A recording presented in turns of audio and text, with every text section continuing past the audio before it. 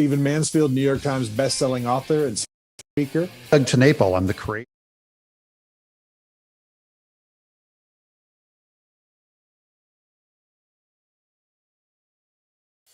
Stephen Mansfield, New York Times bestselling author and speaker. Doug Tenaple, I'm the creator of Earthworm Jim. Tweet groups. I'm Victor Dweck. Joseph Carter, I'm the Mink Man. This is Dave Baker from Forged in Fire. This is Leanne Morgan. I'm a comedian, and this is why you should never Not ever. Don't waste your time. Oh, you really should. listen to those darling, yummy Reverend and the Reprobate. Daily with us today is a guy that I met probably in the neighborhood of about 12, maybe 13 years ago when I was a lowly Team Impact employee. It is a guy with an amazing testimony and who, over the course of the years as I've watched his career, he's shifted from being in one arena where he did primarily public speaking into now facing head-on and is one of the heads of one of the biggest anti-human trafficking organizations in the world. Let me introduce to you the wonderful, fabulous, the very talented Mr. Sujo John. How are you, sir? It's great to be with you, Lucas. So the way that I first found out about you was through some speaking engagements that you had done. And I was really drawn to you, not just because you're a very dynamic speaker, but also because of your story. And I know we've got the 20th anniversary of 9/11 coming up in the middle of September. You were, if I'm not mistaken, you were actually in New York during 9/11 and were in one of the towers. Can you tell us that story? Yes, me and my wife, we both worked at the World Trade Center. I used to work on the 81st floor of the North Tower, and my wife would work on the 71st floor of the South Tower. Oh, wow. So yes, as this anniversary date has come, America and the world is reflecting on this tragedy that happened almost 20 years ago. But interestingly, this week, as we reflect on this tragedy, we are also thinking about what's going on in Afghanistan, and with thousands of Americans that died there, they went to fight for the cause of freedom. So it is, let me say at the outset, it's kind of an emotional time beyond the fact that it is the anniversary of 9/11. The circumstances now leading to the anniversary this time around, it's very dark. It almost feels like we've gone back in time. Yeah. And so many of the sacrifices, in a way, have been in vain. So it's a very heavy week as we think of 9/11. So to go into my story, that morning started off as just like any other day. In fact, it was a clear, cloudless day in New York City. I leave home in northern New Jersey, make my way into the city. It's 8:05 in the morning. And I write an email to someone, a friend of mine, saying something's happening to me. I know there's a call of God upon my life. I want to be used of God. I send that email at 8:05, and after about 40 minutes, in fact 8:46 to be precise, American Flight 11 flying coast to coast from Boston to LA, flying at 440 miles an hour, carrying over 10,000 gallons of jet fuel. Because this was an East Coast to West Coast flight, right, comes crashing in, and part of the wing of the plane tears in through our floor. So what followed was just fire, with things all around us catching fire and breaking down, and the building shaking violently. And the 28 of us in the office at that time, we thought we were going to die. We started fighting our way through the fire. We make our way to the stairwell. Thousands of people joining us on that stairwell. And we passed all these firemen now, brave firemen and policemen. They were making their way up as we were making our way down. We high-fived them, saying, "You guys are the real heroes." And we had no idea then that would be the last time we would be seeing the faces of these brave men. I continued my descent down with a very heavy heart, because I'm thinking about my wife who works in the other tower. Right. Cell phones wouldn't work, so I couldn't reach her. But we hear another explosion. And those listening to me, you will remember that. Many of you saw it on your television sets if you were alive then. I know it's 20 years, so now you have a lot of younger people, right, who are very young, who were not born when 9/11 happened.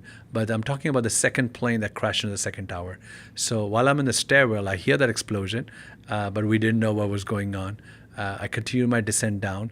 And to quickly go through my story, it took me an hour and 20 minutes to come down 81 floors. And we're on the plaza level. And this plaza used to be a place where people would gather during lunch and after work. But now this place of life has been turned into a place of death. There's bodies and body parts, and the fuselage of the plane lying there burning. We were told, avoid the scene on your left, go down one more level, And we get to the concourse level, and that's when I walk to the South Tower thinking I might find my wife. And that's when the unthinkable happens. The South Tower begins to implode and collapse around me. So that's when I said, God, you gave me this opportunity to come down 81 floors, but death has finally got a hold of me. And with 15, 20 people, we prayed together what I thought would be our last prayer. And we were buried in that debris. And after about 15, 20 minutes, I feel someone pulled me. I was lying there thinking I'm going to die, but someone pulls me. I began to pull him, and he tells me he's with the FBI. And we both told each other that we were people of faith, and we were thinking that would be our final moments on earth. And something miraculous happens. I begin to see a red light flashing through the soot and the smoke. So I turn to that guy saying, that's the street level. We've got to make our way towards that light. So we start crawling our way towards that light. And that's when things got a little bit more clearer. But this man says, I got to go back, get more people. He runs back, and the North Tower collapsed on him. This brave American hero died that day. He's left behind 4 children and a wife. So I'm out of the debris. Both the towers have collapsed. Dust, debris, just rising out of ground zero. And people are still running. And I'm angry on the streets of New York, thinking my wife is gone. I'd spent hours thinking she was gone. Angry, confused, bitter. When I felt led that I should walk into a store. I walked into a store, and by then it was around Canal Street, for those who are familiar with downtown New York. And there was a store, and I was actually literally almost trying to get into a store when a girl from the store, she sees me, and she comes out, pulls me in, and shuts the door and started removing glass from my hair. And she says, let me call your family for you. And I told her I have no family. My wife is gone. But my cell phone begins to ring for the very first time that day in that girl's hand. She hands me back my phone. I flip my phone, and it's my wife's caller ID. Wow. And it was just an amazing moment when I really believed that she was spared. We told each other where we could meet, and it was an amazing moment when we realized that truly our lives were spared. And she shares with me her story. She was late to work by 2 minutes, and that's what spared her life. She gets off the last E train that made its way to the basement of the building. By then, the North Tower was hit. So she's pushed out of the building. She sees people jumping out of the building, and she thought I could be one of them. And to make things worse for her, the night before September 10th, actually, she was falling asleep. I tried to wake her up, and I said, I got to talk to you about something. And she's like, what is it? I said, it's called death. And she's like, why do you want to talk about death? Well, I said, well, there's a child on the way, and today I signed up a life insurance policy. So if something would happen to me, this is the number you need to call. This is the paperwork. We'll never talk about it again. And that was my last real conversation with my wife. And the next day in the morning, she was still kind of sleeping. And so I told her, said goodbye to her, and left home and headed into the city. So she's thinking about all that, and she's thinking I'm gone. But I always, when I share my story, I always share the fact that God's the author and the finisher of our faith. And the circumstances could look very difficult and bleak for all of us. And those listening to me right now, you're going through a story. It may not be about a building that's collapsing, but something's collapsed in your life, something's dying in your life. But till God says it's done, it's not done yet. Yeah. And God's always, trying to resurrect the things that are collapsing in our lives. So if you just allow him to do that. But in a human perspective, we often throw in the towel, we tend to give up. And I thought she was gone. She thought I was gone. But God had mercy on us and spared both our lives. That's incredible. Yeah, it's an incredible. You said 81st. Yeah, I was on the 81st floor of Tower 2. Of Tower 1, the North Tower, yeah. You made your way down. It took an hour and a 20 half. minutes, yes, yeah. Good grief. Yeah. It's so odd hearing, because this is something like you had mentioned. There are people that don't know the story. There are those that saw it. I saw it. I was homeschooled. We were probably both doing the same thing. I was in the kitchen with my dad. We heard it on the radio, and we had just moved into a new house. We were eating breakfast. I was actually homesick from school, and he and I ran to Best Buy. And we went to Best Buy and we bought a pair of rabbit ears for our television. We didn't have cable or anything hooked up. I mean, nothing. We hadn't even unpacked most of the boxes in the house. So we ran to Best Buy and got a pair of rabbit ears and just hooked up an antenna. But when we got to Best Buy, that's all that was on all of the televisions there. And it was really surreal walking through like hundreds of TVs trying to get somebody to help us so that we could figure out what was going on. Because everyone had stopped. The world was standing still. Yeah. And for kids that are watching that don't know what rabbit ears are, Yeah. Before the age of the internet or cable boxes. Yeah, HD TV. There were two little metal sticks that you'd have to position to capture the RF signal the that radio it frequency it would interpret and show you a picture on your TV. And I just remember feeling not just like stunned, but very helpless. And, it was similar to how we felt in like 94 during the Oklahoma City bombing. Mm-hmm. I remember that. I was still very young then. I was 8 or 9 whenever Oklahoma City was bombed. And I remember that everybody in the country was just so devastated. And this felt similar to that, but on such a large scale. And we had several friends who, at the time I was doing an internship at Merrill Lynch. And so we had friends that when we went to the Merrill Lynch offices, that everybody was trying to get a hold of somebody in New York, because we had offices in New York and both the towers as people were trying to make trades. And that's where a lot of the guys that had just recently done a training or had just recently enrolled for a training, they were actually going up to New Jersey, and they had a day that they were supposed to spend in New York, and none of us knew what day that was. And so we're all panicked, hoping that we can, find them and see them again. What was, I guess, what motivation did you have in telling this story to people? Because this is one of the things that's so incredible is we've had the opportunity to talk to people who have survived 9/11, and so many of them are unable to talk about it. And so many, Malcolm Gladwell did or cited a study where so many of those people, their memories have changed over the years. They originally they said, I was folding towels whenever I found out about it. But 3 years later, they thought that they were in the kitchen and with their dad. Yeah, and there's so many like things that have helped to distance them from the trauma that they experienced. So how is it that not only are you talking about this, but what motivated you to want to share your story about what happened? That's a great question, Lucas. So what happened was right after 9/11, September 12th, I wrote an email to 15 people, and those are the only people that I did email with, I guess, on my personal email. Back then, and I basically told them what had happened to me, and I knew they were probably looking for me. Right. That email went viral. Okay. They say that's the most viral thing that went out of the United States. Hundreds of thousands of people, literally all over the world, get that email. And then I had media knocking on my door saying they want to hear my story. And so I was really trying to figure out what was going on. Deep within me, there was also this fear to begin with that America could get attacked again. Right. Nobody knew what was the next thing that was going to happen, and that was the feeling that everybody had. But beyond that, for me, when it got hit, the response to that, to my story, even when I was sharing it on media, was phenomenal. Two kinds of responses. One was I was talking about my faith, and people were very open to that. When tragedy hits, people run to God, right? Right. And it was okay to pray in the name of Jesus across America. The New York Times, interestingly, did a one-page story on me. And if you look at that story, it was actually, the title was, "In Pulpits, a Survivor Talks About God's Deliverance." They put the whole gospel message. Wow. So, I've had fun interviews too. I remember, I won't mention some of the networks, but there were some large networks. And I was live with them in New York City. And the moment I talk about Jesus, a few of them cut me off, saying there was some technical issue. I knew what was going on. It's like me sitting in your studio. There was nothing going on except the fact. But I didn't care. I was like, I'm going to talk boldly. And I'm like, you want me? This is who I am. And this is what I'm sharing. So I started sharing my story. And I started seeing literally thousands of people coming out to these events all over the country. I would show up in towns, say population 2,000 people, 4,000 people would show up. Wow. There would be overflow rooms, right? 3 or 4 extra overflow rooms. And I had never done public speaking, but the response was phenomenal. But I also fell in love with this country.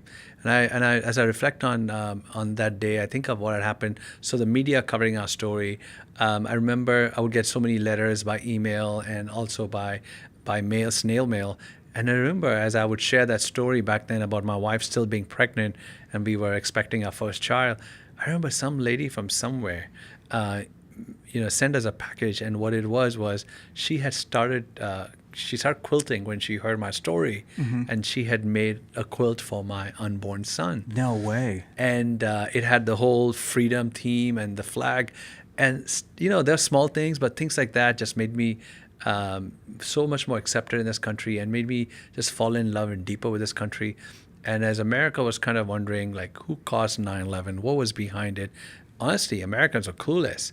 I remember once a coworker friend of mine who actually has a pretty good degree. I remember opening up the map and asking me, "Can you show me where Afghanistan is?" Yeah. Yeah. And I was like, "Are you kidding me? Like, you don't know where Afghanistan is?" A lot of people didn't know what Islam stood for, didn't know what terrorism was all for. America was its own bubble, right? We felt like we are safe. We have two coasts to protect us. The Cold War has waned off, and America is invincible. But then we know what's on the Wendy's dollar menu, but that's that's outside kind of of that. Outside of that, 20 years ago, what was Yeah. going on in the Middle East aside from world. Israel was likely nothing. Yes. And so I felt that it was important for me as an immigrant that came to America, fell in love with this country. I felt it was important for me to tell America or remind America what this country has been founded on. So that was my own journey. Living in the Northeast, it was easy. I remember reading about the Great Awakenings and going and visiting places across New England and being in those historical places where amazing moves of God happened, and then studying about the founding fathers of this country.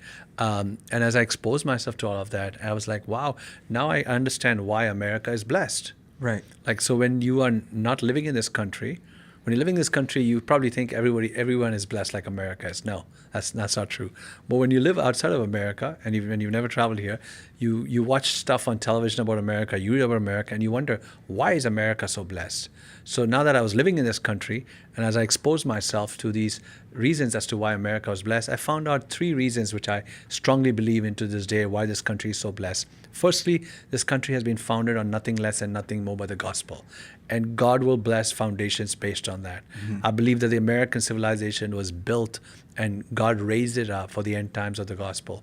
And secondly, America's love for the cause of missions. I raise hundreds of thousands and millions of dollars. I've raised millions of dollars for America, and I've taken that to so many nations around the world to bring freedom to women and children, to build churches and schools. So the American generosity, it lives on. And what the Bible has something to say to that. The Bible says when you give to the poor, you lend to the Lord. Yeah. And God will not. God will always have a special blessing upon a nation, a people group that will actually will believe in that generosity. And thirdly, America's love for the cause of Israel.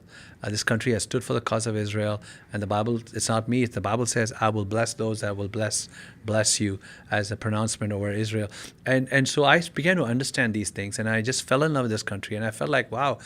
And as I started reading about this country, I was like, okay, faith spans across the generations in America. You see this picture of a grandfather walking a little toddler grandson, granddaughter to Sunday school. That was the image of America. And I just began to realize that as America was kicking God out of the public square, you kicked him out of the court system, you kicked God out of the school system, you kicked God out of the government, and you're basically kicking God out of everywhere. And I'm like, what will it take for America to wake up? And I just felt like perhaps as someone who came from a different culture and just fall in love with this country, I felt like it was important for me to use my story as a platform to kind of tell people to turn towards God, but also remind this country on its foundation. So I've done that for now 20 years. So it's a very, beyond the 9/11, it's also an emotional week for me. The fact that God could use someone like me, just a broken person, flawed, and the last 20 years, the story has become a platform for me to share the bigger story.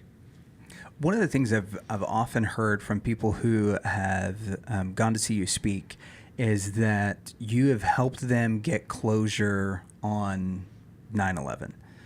Hearing somebody that was there kind of helps them to mentally and emotionally heal from it. Not just the people who weren't there, but also in processing grief for people who actually were in New York, whether they lived there at the time, whether they lost friends or family members or whatever. What do you think it is about your story that helps people process that grief? So, a great question. Now, by the way, obviously for those who lived in New York, it affected them deeply. Everybody knew someone that died that day. But like you said earlier, everybody watched it. Every American was hit, shaken to its core. And beyond it being just an American story, it was the World Trade Center that got hit. Yeah. So there were literally people from all over the world that died that day. 200 Brits died in that attack. There were people from literally every country in the world that worked at the World Trade Center, so they died. So it's more of an international event than just a national event. And so the world also watched it. They say it's the most watched tragedy. So everybody watched it, whichever time zone you lived in. So it's had a deep impact upon people. So hearing a survivor talk about it, I kind of talk about my own personal story. But my goal when I share my story is also, my story is just a platform. There's no other reason for me to share my story except that I'm trying to get somewhere with my story. And it's to challenge people about their own stories, about when you go through the storms of life, how can you deal with that? And my experience is my faith. I leaned on my faith on 9/11. So my whole thing is, how do you go through the storms of life? It could be brokenness because of a failed marriage. It could be brokenness because of, poverty or sickness or loss of a loved one. We all go through these storms of life. And, I haven't through a story. We all have stories. Life is a summation of stories and experiences. But when God steps into the story, you have it's like you have a superpower to kind of tag on to, and God can carry you through your storm. We all have mountaintops and valleys. So when I share my story, beyond the details of 9/11, what I experienced that day, my goal, honestly, Lucas, is to get people to think of their own story that they're dealing with at that moment, and to know that there's always hope. I talk about red light that flashed through the smoke and the dust, and it was a flashing light from an ambulance. But analogy to that is there is a light always looking out for us, the light of the cross. And you're never too far from that light. You could think that you're far away, but the moment you're thinking you're the furthest away, you're probably the closest to him. And so it's just the way of, because of 9/11, people wanted to hear my story. And it was just a great platform for me to share his love story. That's all it was. But I think, when you talk about helping people beyond generally, it was, and again, I'm very emotional about this the last few weeks, thinking about what's going on in Afghanistan. Mm-hmm. So I had so many people that have come across my path since 9/11, especially in those first 4 or 5 years. I would show up in events all over the country, and there would be widows, fathers, mothers, brothers, sisters, children who would say, and they would say these words to me. They said, some of them they would arrange for me to meet them before the event, and we would meet in a green room, and they would say, I'm not sure if I can handle your story, but I still had to come. Yeah. I had to come and hear you because my son, my daughter, my wife, my husband died in Afghanistan. And so they sit through my story, and at the end of the story, they would come up to me. Many of them would be just speechless. They would just have tears in their eyes, and they would give me these tight hugs. And I remember the words of some of these parents who say, I know that my sons did not die in vain. And for me, these last 2 weeks, these words have been really haunting me because I wonder, I don't know these people. And literally, it was not a few. Yeah. It was literally hundreds of these people. I could be speaking in one community and people would drive hours to hear, because that was a catalyst. A lot of young men and women, they were in high school or they were just sitting around their kitchen table. They watched on television, America was attacked, and the first response they did was sign up. They went and enlisted and fought for America. And with this chaos and the way this has been handled, not to get political, but it's almost a slap on the face of the memories of these men and women who gave it all, never came back. 2,400 Americans died in Afghanistan. So many of them came back with having left a part of their bodies there, or emotionally going through, having gone through such stuff. So when you asked about did it give them closure, till this week I probably thought they did, but now watching everything that these men went and fought for and died for, just being destroyed by, I don't know if I should say this, but I'm just very tempted to say a bunch of idiots. Yeah. It's very heartbreaking. It has been, I think, for us, not just stateside, but that was our generation. Yeah. Right? We were in high school when it happened. I watched friends of mine, and as soon as they graduated high school, they were going off to boot camp. Most of the guys that I grew up with ended up going to college on GI Bills because they went and enlisted immediately. And a lot of the work that's happened with soldiers, specifically in the last 15, 20 years, and we look at terms today like PTSD that is now part of mainstream vernacular because of this generation of young men who enlisted, who went to Afghanistan and who have come back now, or went to the Middle East in general. A lot of them went to Iraq as well, but have come back with post-traumatic stress.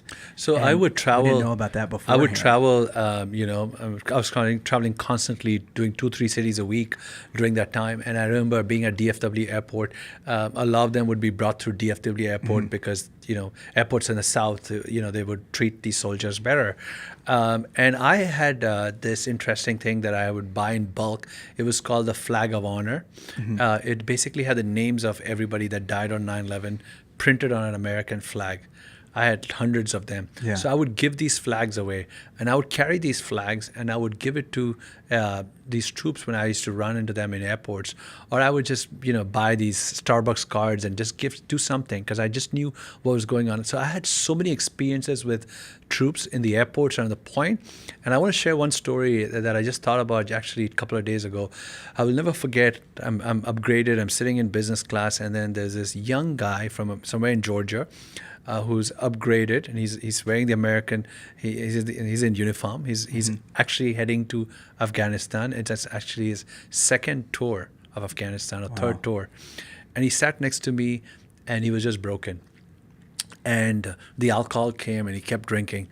And I just asked him, I said, "Man, what's going on? Why do you have to drink so much? You're wearing the uniform." And I just said it in a nice way. So he said, in my life, all I've known is brokenness. So I said, "Tell me, I'm here to just listen." So he was telling me what had just happened to him.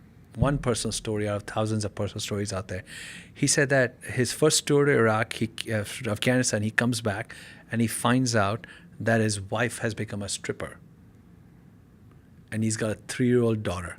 And not only that, his wife cleaned up his bank account, like sold everything, there's nothing left. And then he was begging the military not to send him because he had a 3-year-old. Yeah. But they felt it was important for him to go. So here is a man, on his way to Afghanistan, just tears in his eyes and just broken. So I was like, I didn't have, I always feel like, we can wish people well, but it's always nice to do something tangible for someone, right? Something small. And I remember getting out of that gate. And as soon as I got out of the gate in some airport somewhere, I gave him a hug and I said, "Give me a couple of minutes with you." He said, "Sure." So I saw a store. It was Brooks Brothers. And that's not the best place to buy something for a young guy. That was the only store there. So I just wanted to give him something. And I just tell him a small way of saying. So I went there and something hit me and I just said, "Just tell him to buy a shirt." So I said, "Pick a shirt. Pick any shirt." He's like, "Really?" So I bought him a shirt, and then he hugs me and he says, "You have no idea. Today's my birthday." Wow. And to guys like that, I remember once meeting a very high-ranking official. He was sitting next to me on the plane, and I felt I should do something. And instead of, I didn't want him to know it was me, so I wrote a long letter. And I actually gave it to the flight attendant. And I just wrote to him, and I just gave it to him. And I actually put my email on that letter. I got an email back from this guy. And it was just my way of just expressing what had happened and thank you for going. And he wrote back and he said that he was going to read my letter in the base. Wow. So I had so many experiences because anything to do with 9/11, that's why these guys went. Right. So when you talk about closure, I'm honestly, Lucas, because of what's happened right now or happening right now, it's very difficult to answer that part. I always thought it would be easier to answer that part of the question. But with what's happening and what could happen there, it's very difficult to answer that question. Yeah, the times have certainly changed that over the last several weeks and months for sure. And the timing is interesting. It's the 20th anniversary, and like you said, in the last few weeks that we've been watching this for many disaster unfold in Afghanistan. I've seen the same thing of friends or just on social media, people saying a lot of moms. I left brothers. I went and served, and I left brothers. I lost children there. It is difficult. I keep coming back to what I want to make sure that those that served remember and in America remembers the people who haven't, is that we are grateful for what they did. Yeah. It's not their fault. And one thing for sure, because of what they did, for 20 years, America has been safe. Yep. But we don't know about the future. Yeah. Afghanistan is going to be. I've had some run-in with the Taliban personally. I had a lot of anger towards Muslims, and that was something that God had to heal me. It was, here I am talking about God's love, and I would carry that very deeply. Yeah. And that's something that I had from childhood, because growing up in India, Indians and Pakistanis don't get along. No, They just hate each other. there was a recent viral video that just went out where there are children at an elementary school, and they're saying that this lady's asking what they want to do when they grow up, and they're screaming that they're going to be in the Pakistan army and they're going to destroy India, and these are like elementary school age kids. It's terrifying. So I grew up with that kind of thing. And then 9/11 happens, and knowing that Khalid Sheikh Mohammed, who plotted the whole thing, was from Pakistan, and Pakistan being complicit with this whole thing and playing games with America. And through that journey, God started working on my heart, and knowing that not all Muslims are evil. They just need to be introduced to the love of Christ. I went to Pakistan and to do an outreach, and it so turned out that it was in 2004, and Taliban was running wild. The same group, what is in Afghanistan, there is Taliban also in Pakistan, and they're connected with the ISI and with the government there. And the American journalist Daniel Pearl was just killed in Pakistan, in Karachi, and it was right around the middle of that. I used to hear these bombs going off, but the hunger for the gospel was just amazing. But the last night, these Taliban guys, they stormed into the grounds where we were having the service, and they threatened, and I was taken away to a place of safety. And then that night, they burned homes of 10 Christian families in Karachi, Pakistan.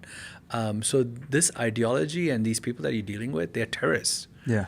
And the fact that they now have our money, and to see these guys driving around on American Ford trucks and Humvees is just not to mention the military equipment. All the equipment, billions of night vision dollars. goggles and the billions of equipment. Why would they not bomb everything before they leave or burn it, rather than these guys have access to it?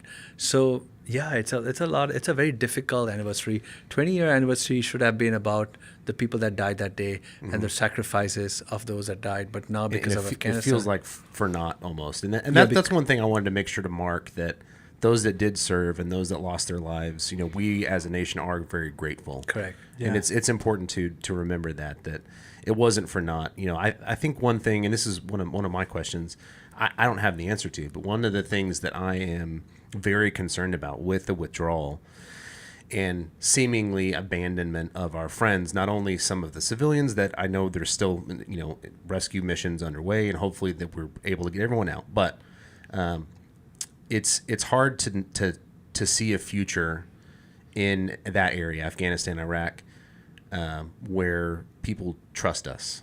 Yeah. So how do we regain the trust of the people for the next time that we want to help, and we need interpreters, we need guides? How do we have any credit left? And I'm not trying to get political either. I'm really trying to ask a question. Well, it's going to take a long time. I just heard someone say on the television the other day that post-Vietnam, it took a generation for America to kind of earn that trust and a reputation back. And it's just been squandered and smashed. So it's probably going to take another generation. That breaks my heart. That just breaks your heart to think about those people who actually supported. Now it's very much possible that the very people that were once on America's side, they now feel betrayed. Yeah. Now for them to flip, and when these people flip, they know all the secrets about America because they worked with you. Right, they know they have access to it, and some of them could even be, the wrong people could also be ending up here as so-called refugees, right? And so we've just this whole can of worms has been opened, and we have no idea where this is going to go. But Afghanistan is a difficult country. If you look at history, if you look at when Alexander the Great was running wild over the world, and that's why he's called Alexander the Great, right? Where was he stopped? He was stopped in Afghanistan. And so he couldn't move on further. And then you look at the Soviet Union, Russia, called Soviet Union. They control all those countries around Afghanistan, right? Tajikistan, Uzbekistan, all these countries were under this, and they tried to get in, and the Soviets were left dry in Afghanistan. And then the Americans, when they went there to fight the Soviets there, America had lost that battle too. And that's what led to the Taliban and the Al-Qaeda growing. We at one point funded them and equipped them to fight the Soviets. That's what the Al-Qaeda is. And so it's just a series of bad policy and judgment that America has displayed, which is really shocking. But yeah, nation building is a great idea. It's a great theme, but I don't think you can do it in countries where they've never had that, right? And you could probably do humanitarian work and help the poor people out, but to think that they can become a vibrant democratic country like America is, it's just foolhardy. It doesn't work in many countries of the world. We failed in Iraq in a way, we failed in Libya, we failed in, so Middle East, they're just used to a very authoritarian rule, and this has been for thousands of years. They don't have the Magna Carta. They don't have these founding principles. And so for us to think that we can go and build it from scratch, it's just being dumb. I think that's one of the things that really stands out to me the most is that especially if we look at the Middle East, like these are cultures that are thousands of years old in comparison to the United States, which is a few hundred years old. And when I say that, obviously we've got Native American people who have been here for hundreds, if not thousands of years. But within the current United States culture, that it only really started in the late to mid 1600s, and then by the end of the 1700s, we were an independent nation, and now have, been in I guess the midst of the greatest Republican experiment that there could be, as American as a republic, not as a political institution. But so that's one of the things that's always kind of driven me crazy. And what I'm noticing is that now that we are, starting to advance as a country in age, is that we're becoming aware of some of the issues that have plagued nations and cultures that are thousands of years old. And one of those big issues is something that you've turned your attention to recently, and that's sex trafficking. I know for a lot of us in the United States that this is an issue that we've only heard about for the last 15 years or so, that it's become something that was brought to the forefront to the public. But this is a war that's been going on since, it seems like the beginning of time that this kind of thing was happening. What made you shift from being involved in, speaking and telling your story with, surviving 9/11 and helping encourage people and giving them closure? How did you turn the corner, and now where you're running an organization with You Can Free Us that is one of the largest organizations in the world that actually helps bring people out of sex slavery and educate people and equipping other countries to do that? How did that transition happen? So what happened was, once with my speaking, I started traveling around the world, and my worldview changed, and I started looking at the world, and you start seeing all this brokenness around the world. And I was convinced that beyond just wishing well for your neighbor when he goes through that, what is important is how do you make the gospel very tangible? How can you be Jesus in skin and flesh, right? So as I started traveling around the world, taking care of different needs in whatever way I can, I remember someone saying, you need to come and see the red light district. And this happened in New Delhi, India. You need to come and see the horror of this red light district. And what is so interesting, that trip, Team Impact was going to go with me to India. Okay. They actually did go with me to India. And I remember working with Team Impact guys, all these big guys. And I had a group of women actually from my church back then, from Flower Mound, a group of women coming to India to work on one of our other projects with their teenage daughters. So I had two groups, women and young teenage girls, and these big guys, like 7 or 8 of them. And I was going to do an outreach with them, one part of India. So this person who had seen the red light district said, you need to come and see. And I told these women that there's a possibility we might go see the red light district. And they were like, yeah, they were excited. And then I thought, well, it's a good time to take these women there because I have these Team Impact guys with me. So we'll be safe. You get protection. Yeah, but it so happened that the Team Impact guys, they missed their flight. They couldn't make it that day. And I told them, meet me in this other city in India. And I remember telling these women, we're not going because these men are not there. They're like, no, we've got to go. So I arranged for some locals to join us, and we went in the red light district. And I was like, we're meeting women, so let's take roses. So we bought hundreds of roses. And as we were handing out these roses to these women in the red light district, I'm seeing where I'm walking into literally, these boxes, cages and cells that these women are kept in, 3 feet by 6 feet. And post 9/11, I'm very claustrophobic, so I could barely breathe. And as a man, I'm saying, this is caused by men, and I'm angry. But I'm also seeing women now selling women. And I remember as I'm handing out this rose, one girl, she grabbed me by the arm and she said, if you really want to help us, get us out of here. And it just hit me like a ton of bricks. What am I supposed to do? This is controlled by the mafia. I have no idea about this. I probably at that point had thought that this is like a one-time visit for me to see what it is and maybe help someone who's doing what he's doing. But in the middle of that, as I'm thinking about why am I here, I just feel I was taken back to what I had experienced on 9/11, where I was buried and I was stuck, trapped, thinking nobody's ever going to find out that I've died here or the spot I've died. And this is my end of my story. And I'm thinking, I know what it is to be trapped. These women have been trapped for years. And I, just like that FBI agent who rescued me, I just felt this voice speaking to me saying, 2 things that I've done for you, I want you to be doing for these women, spiritually rescuing them and physically rescuing them. So I just felt like because of my speaking, I had a platform, I could come back to America and talk about this issue. But just seeing something, the problem of human trafficking, I know, Lucas, you're exposed to this and you know this and you're doing what you can to fight this locally. A problem like human trafficking is not something like people like to talk about. Right. But once you see it, you cannot unsee it. Mm-hmm. It is so dark. And when we started this almost 12 years ago, the conversations were about human trafficking happening in Asia, in Europe, in other parts of Eastern Europe, and South America. But now it's happening in America. Yeah. In 2019, the State Department said that of all the countries in the world, human trafficking is at its worst in America. So we rank very, very high. Just before, coming into your studio to record this, I just saw a news story of a lady in Detroit who was just sentenced for selling her own 6-year-old child for meth. So this is a problem across America and across the world. And it's taken, it's a hidden crime in many places, but it's very open in many places. So it's truly one of the darkest evils of our times, where people are actually being sold as if they were a commodity. And the interesting part is, I think Jesus has a heart for broken women. And my experience of working with these broken women, they connect with Jesus in the most unique way. And if you look at the life story of Jesus, he was also sold. Mm-hmm. Right? He was sold for money. Yeah, for silver. And then if you look even in his genealogy through his earthly father, Joseph, you see Rahab the harlot. So throughout the gospel narrative, from the Old Testament and New Story, it's a story of redemption, how God redeemed. And I think that's the gospel story. God steps into this world, which is the slave market, where you and I were slaves of sin. And God steps in to rescue and redeem humanity.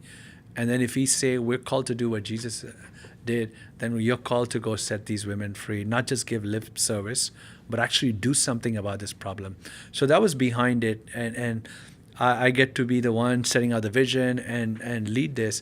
But I have a phenomenal group of staff, and which is so amazing about this problem of human trafficking. On one end, you see the horror and you see the darkness and you see these men and women that deny people of their basic human rights and do horrible things to them. On the other hand, you see passionate men and women who are willing to do whatever they can to rescue even one. Yeah. Just walking into your studio, I just got a message from one of my dear friends, and he said, hey, I have a check for you. And when he told me the amount, that's the largest single donation You Can Free Us has ever got. Mm-hmm. And so I sent him an email saying thank you, and I copied him with this email to my board members.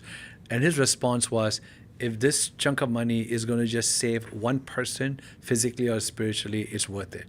Yeah. So I'm just so happy that there are people who feel like every human is worth it, right?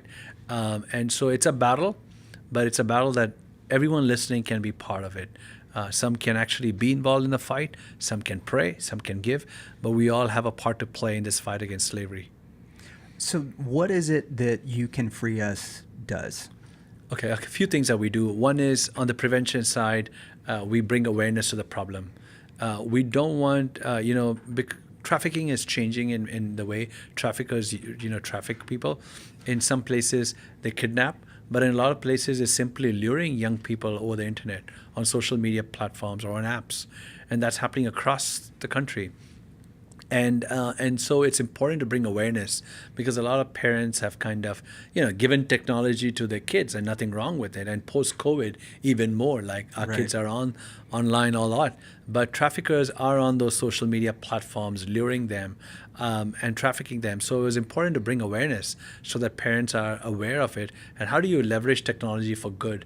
And how do you recognize the bad that's being done on technology? So we put a curriculum together called Libertas, which goal is to educate people on that, to also raise a generation of boys that will respect and honor women, because it's a demand and supply problem. Right. As long as there's a demand, there will be a supply.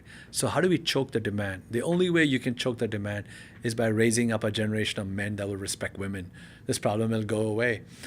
So we have this curriculum that is in a book form, and we're trying to go digital. And we've launched it in different parts of the world of educating young people on this problem of trafficking.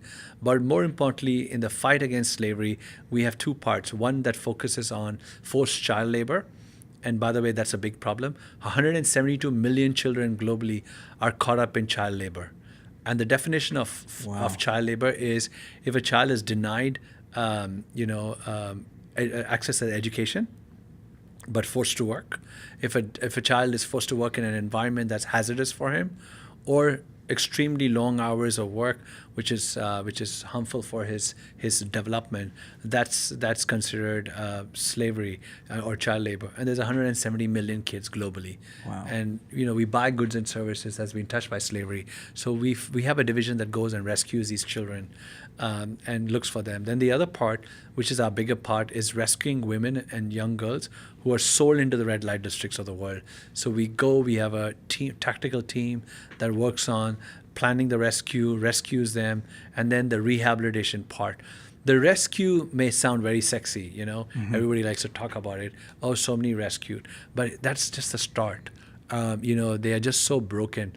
So the success is when you truly rehabilitate a woman and she goes back into society, having healed and having found the purpose for which she was created. So it's a long process, almost 2 years. So they stay with us. They come with just their clothes on their back, completely broken. So they can't go through all kinds of therapy. We give them life skills, and then they re-enter society. At times, we reunite them with their loved ones. Wow. If their family has not been instrumental in trafficking them, then it's a good thing for them to be around their family. Unfortunately, in many cases, the family members have sold them. I was just working on a story just today. Her boyfriend sold her. So it's a story of someone, usually trafficking anywhere in the world, is a young girl puts her trust in someone.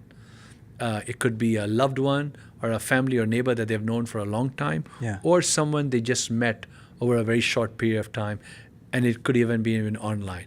And she took a chance on someone. Someone promised them a job. Someone promised them a modeling contract. Someone promised them love. But it was just a way of trafficking them and selling them for money. And it's just, this problem has just grown exponentially for a few reasons. One is the access of technology and how traffickers are using technology to sell and to also lure women in, right?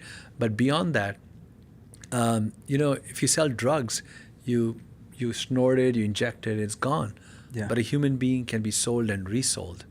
And so, and also with this war against Al Qaeda and this war against terrorism, if you work with people who have worked in special ops, they will tell you that when they went to blow up all these networks that were just dealing with drugs at one point of time, now these drug cartels also deal with women.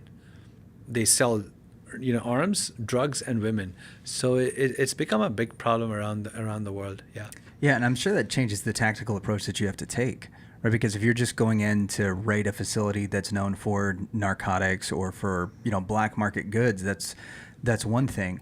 But if you go into a place that is you're there to save lives, or that might be something that you encounter that has to change the tactical approach. It's full of potential hostages. Yeah. Yeah, absolutely. I mean, that completely changes the That's what the soft side is is the military or the law enforcement. They go with nonprofits to bring, there is a girl that's going to be extracted from there, and all she's seen is violence. So she doesn't understand, these guys coming to rescue her. She thinks now she's going to be a slave to those people. Wow. So then she has to immediately be surrounded by people from the nonprofit who brings that soft edge to the whole thing. Yeah. One of the things that I've really appreciated in the book, because I've read Libertas, it's a curriculum that we are going to try and get into our local school systems because we think it's been really impactful on those of us who have read it. It gives a great education on not just what trafficking is, but also it puts the power in the hands of young people to be able to recognize when things are off, for a better way to put it.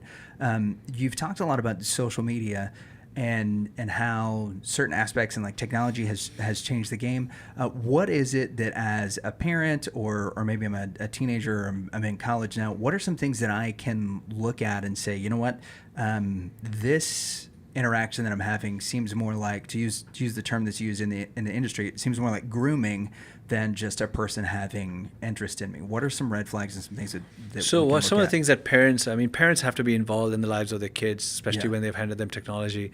And so I have 3 kids. I have a 19-year-old, I have a 15-year-old, and a 10-year-old.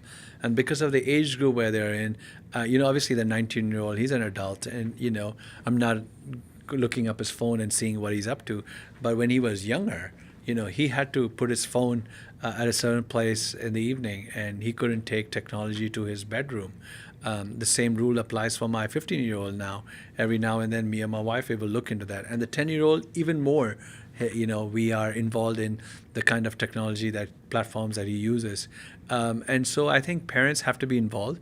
I tell parents that you pay the cell phone bills for your kids, so it's all right to look into the phones of your kids. Yeah. There has to be that kind of an oversight. So if that happens, I think you're going to mitigate this a lot. And also, parents may not do social media, but get on those social media posts of your kids and see who's following them, who's commenting on them, and have that conversation going between.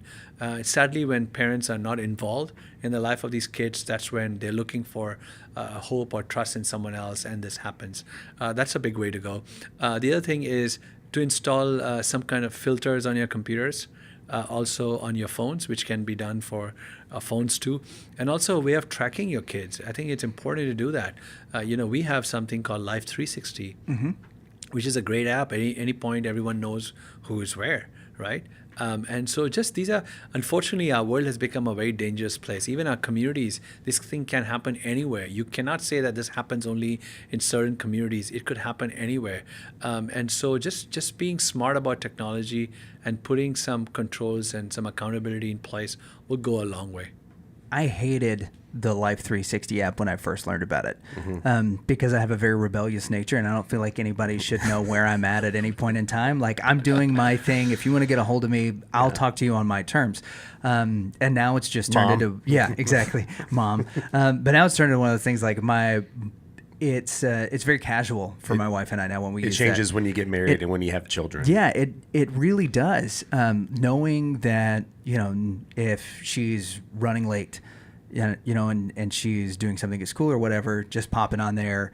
If I can't get a text message back, I'm like, oh, okay, well, she's still at work. She probably got caught here. Or if she's at Chick-fil-A, I'd be like, hey, pick up some waffle fries. It's cheat day. So there are those kind of things that make it very, very casual. But it's incredibly important for parents to be able to do those kinds of things, because from the research that we've heard about in the organizations that I'm involved in, is that it's elementary school and junior high kids that are really being targeted the heaviest, because one, they're the most trusting, and two, they're the easiest to get alone because they're trusting, but also especially during the time of COVID, they're dumb smart. Yeah. They're smart enough to be able to get mom's trust to go outside, and dumb enough to potentially trust somebody that they shouldn't. Exactly, right. And it's this weird exchange. So trademark. Dumb smart. Rev and Rep. Trademark.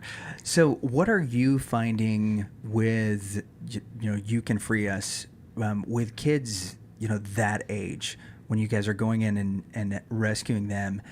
What is it that you're having to do in the rehabilitation process to help them to begin to trust people again? What does that look like? The trauma that these victims of modern slavery go through, it's very hard to put in words. It's very hard for you and I to even try to even comprehend a trauma of. I always do this math when I explain this problem, right? This is the global average. A victim of sex trafficking has to sleep with 30 to 40 men every single night. That's the same number even in America, 30 men a day, right? So you do the math. I always tell people in audiences, pull out your phones and use the calculator on your phones. So 30 times 30, it's 900 men will violate one girl a month, right? Times 12. And typically they're in the red light district for almost 20 years. So it's close to 250,000 men would have violated a woman. So you can only imagine if a girl is in the red light district for 20 years, or she's been in the sex industry for 20 years, about 250,000 men could have possibly slept with her. And what that does emotionally, physically, and to your soul, it's just very difficult. So that's why I mentioned earlier, the rehabilitation is a very difficult process. The rescue may sound dramatic, but it's actually a more easier process. It's a one-off thing, or you plan for 2 months and then you go bust them. But the rehabilitation takes a long, long time. I think just the fact that they have been violated and people have promised them stuff, winning their trust takes time. But love always wins, right? You show them genuine love. So beyond all the therapeutic stuff that we do and the therapy, it's just loving on them unconditionally and opening up their way of thinking that their life is not over yet. They think that their life is over yet. So when people go through stuff in life, right, you could lose it all. But if you lose hope, you've lost everything. Yeah. It's very hard to resurrect someone who's lost hope. But if there's some hope that there could be a new morning, that there could be some light at the end of the tunnel, then it's easy to resuscitate a human being. And so that's our thing. So with those who have left all hope and abandoned, then they're dead. They're just like dead wood. But if there's some hope, you can rekindle them. And that's the beauty also of a human being, right? That we could have gone through all kinds of traumatic experiences, but in the right atmosphere, in the right environment, and obviously faith is a big part of it, you could rejuvenate someone. All things can become new. So we explain to them that whatever they've been through, they don't need to live a life of shame. It was not their fault. It was just somebody who did this on them. That although they've been through such incredible trauma, that their future can be a future of hope. It can be a story of new beginnings. So we have this thing, and I found this in scripture one day, and I actually used this, and we actually are having a big plaque on our walls in front of our training center. It says, life stories are being rewritten here. And that's the beautiful part of life. Every life story can be rewritten. Yeah. Even those that are listening to us right now, right? Whatever they've been through, like I said earlier, your story is not done yet. Your story can be rewritten. It's just allowing your story to be rewritten, or exposing yourself to help, or us going and looking for these people who are actually waiting for somebody to come their way. So it is an incredibly difficult job, but our staff finds such fulfillment, and we have such hope. We have such amazing stories. I know you know Amber, who works on my team. I remember I was taking a trip to India. This was a few years ago, and I was to board a flight at 6 p.m. to London, and I was in the office, and my luggage was waiting to go, and I knew about this one girl in our project who was pregnant, and she wanted to abort this baby, and like, you can't do anything about it, and then if you're going to do that, then you can't stay with us, but then you're an adult, we can't stop you from not doing it. So, but we try our best to try to convince her, but she didn't want anything to do with it. So this crazy idea hit me, and I had 1 hour to go to the airport. I said, Amber, here's the credit card, go to Target, buy a suitcase, load up that suitcase with all kinds of stuff for the baby. And she went to Target and she bought all kinds of baby stuff, right? So I took that bag full of the large suitcase full of baby clothes and stuff for this unborn child that she's going to abort. And I went to our staff team and I told the girls, and I said, hey, y'all are going to have a baby shower for this woman. And they had a baby shower for this girl. And when she saw the love that people were pouring on her because she posed that baby shower, and I wasn't even there for the baby shower, I had left by then, she wanted to keep that child. that child is a precious 2-year-old. Wow. Yeah, who is just just a beautiful young girl. So I always have this thing with Amber, and I just tell her like one suitcase that saved her life. No kidding. So it's just one suitcase of stuff, a few $100s that saved a human being, and so you never know, So we can all do our part. So I would encourage people listening, be open to what God might want you to do in this problem, and we could all play our part in this. One of the things we talked about before we started the recording was the difference between going on a humanitarian trip where we might go and build houses for somebody and we're kind of in and out in a week. And a lot of times in the States especially, we want to pat ourselves on the back and put everything on social media like, oh, hey, look, I built 10 homes this week. And everybody, yeah, that's it, pictures of me with my hammer. And then we come home and we're doing it. And by the way, that's all great. Yeah, it is. It is there's fun nothing wrong. We're poking fun at it, but it is good.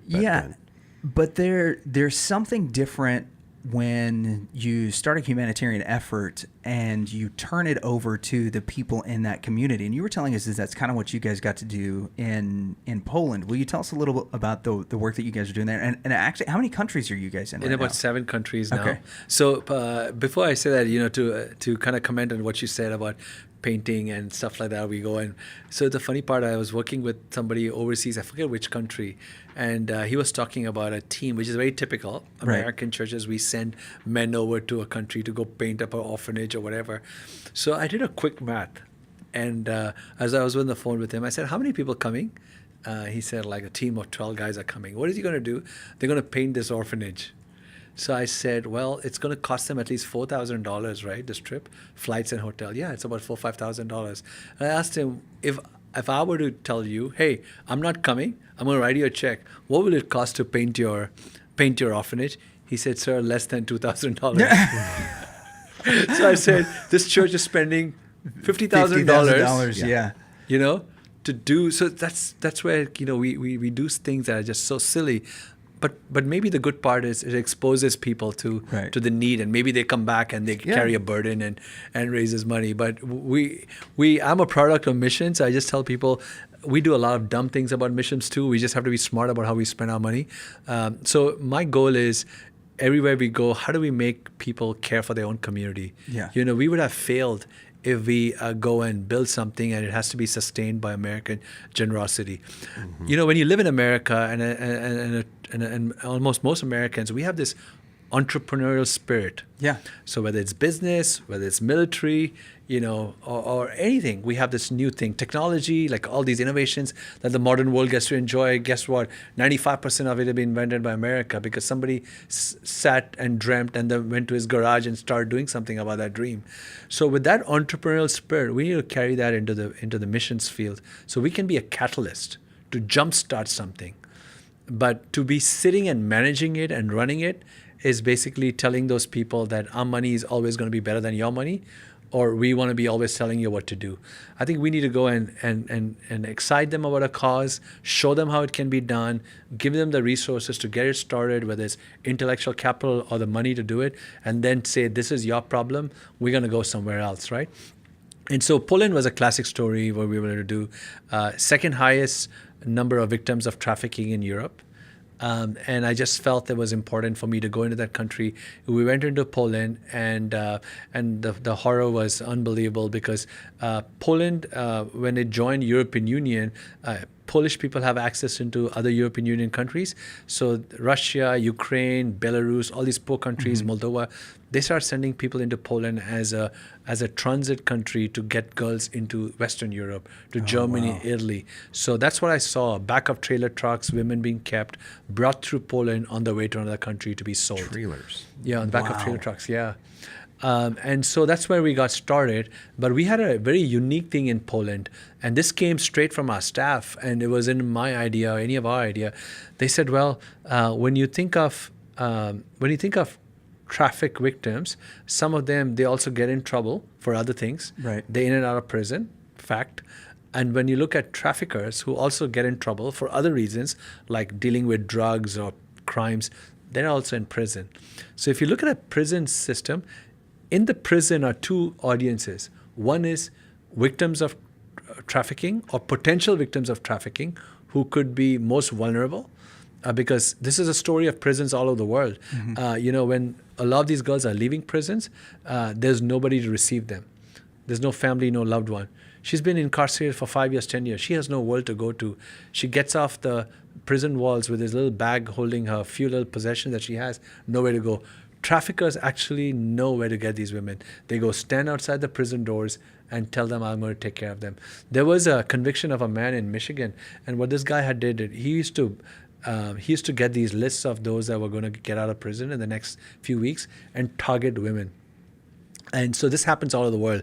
And then the traffickers are there, if you're talking about changing the habit. So we had this program in 27 prisons across Poland where we were educating women on the horrors of trafficking as a prevention effort, and then trying to deal with the men who are selling these women. So that went on. We had a safe house there, and it came to a point where we started getting some funding from the Polish government. Okay. And when that started happening, I was like, it's time to back off, because otherwise even the Polish government will be like, oh, there's American money, they'll come and bail you out. Right. And that's when we pulled out, which is a very sad thing to do, but that's my goal in wherever we are. And that should be the goal of American missions. How do we go and jumpstart something? Just be a catalyst, just show them the way. And America is a wealthy country. We are a generous country. We can help them. But then there are hundreds of other countries waiting to be helped. So you could easily get trapped in one country, right? And the enemy might put you in that spot. So then you don't look at the other countries of the world. Or can we go and raise up leaders and truly turn over the work that you've done? And it's hard to sometimes let go, right? This is your baby. You put the money, you invested your time. But at some point of time, you have to say, this is not your work. This is God's work. And people there can do it. And if they fail to do it, it's because of your inability to have trained them. But if you've trained them well, and if you truly disciple people, then they can run this whole thing. And you can help them whenever you can help them. But we don't have to be the ones actually doing it. It's like that old saying, we hear it all the time, give a man a fish, he eats for a day, teach a man to fish, they eat for a lifetime. But we don't often apply those same principles that we learn in basic everyday life to things like humanitarian aid and, missions and things of that nature. But if there aren't boots on the ground, and we've talked a lot throughout the course of this conversation about cultural differences and things like that. And there is certainly a difference, even in the United States, across the table with people of different cultural backgrounds, regionally, different ethnicities and things like that.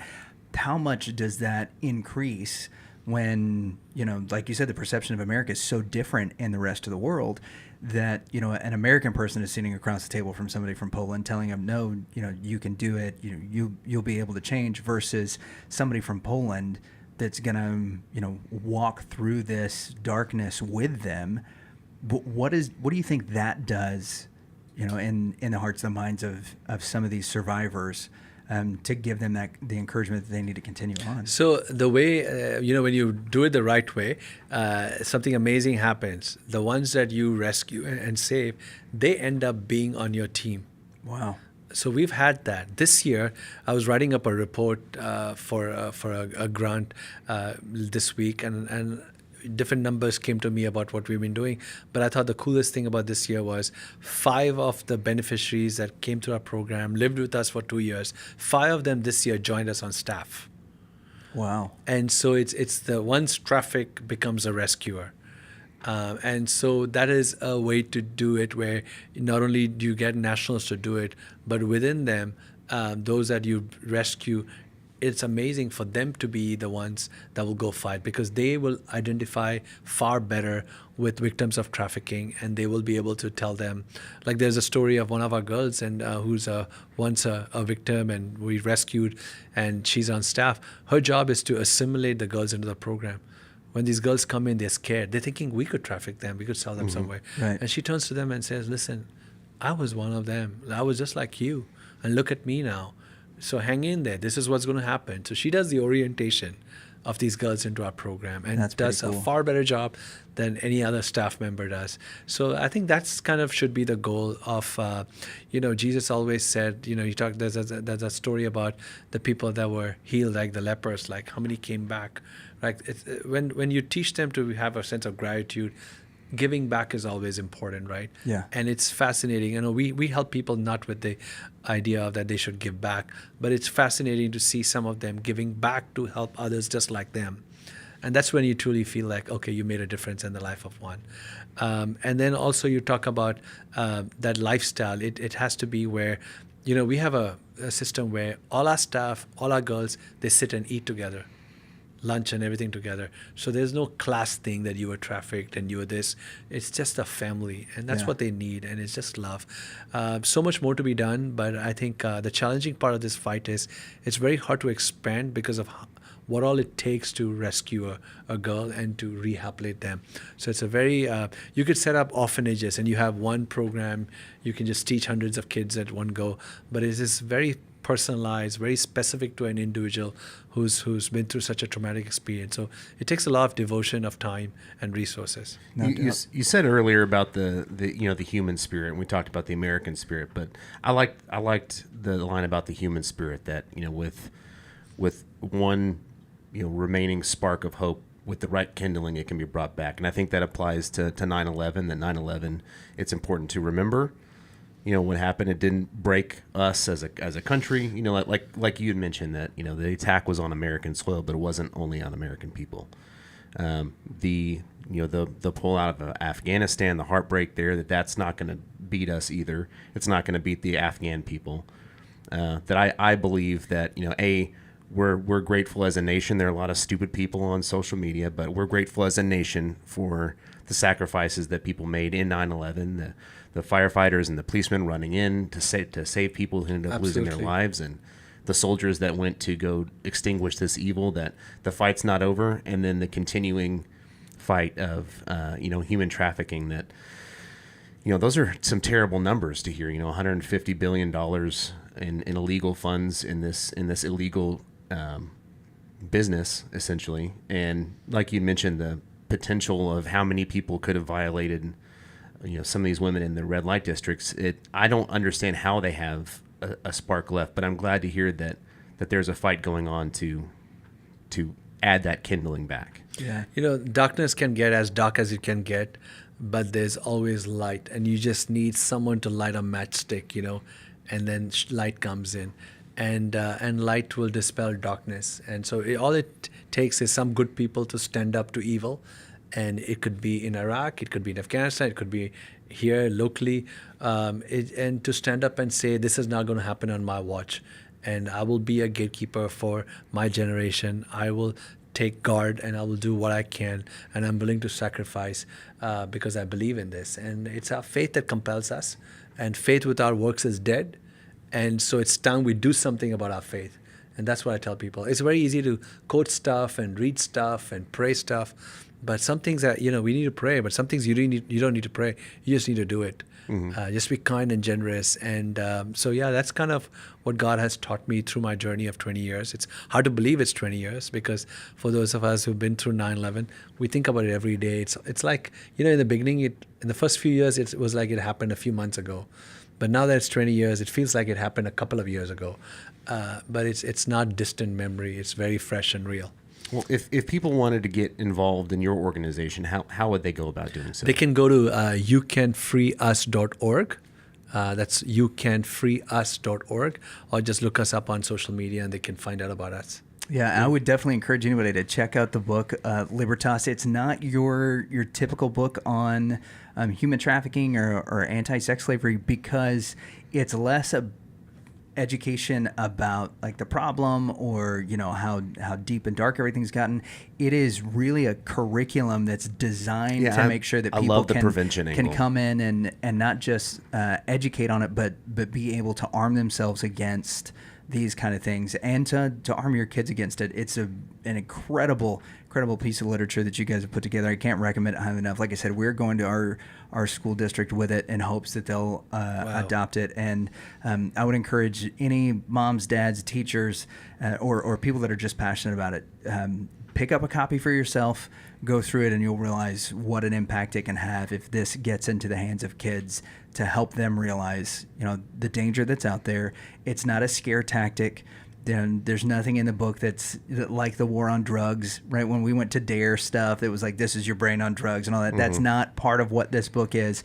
I like my brain scrambled. Yeah, exactly.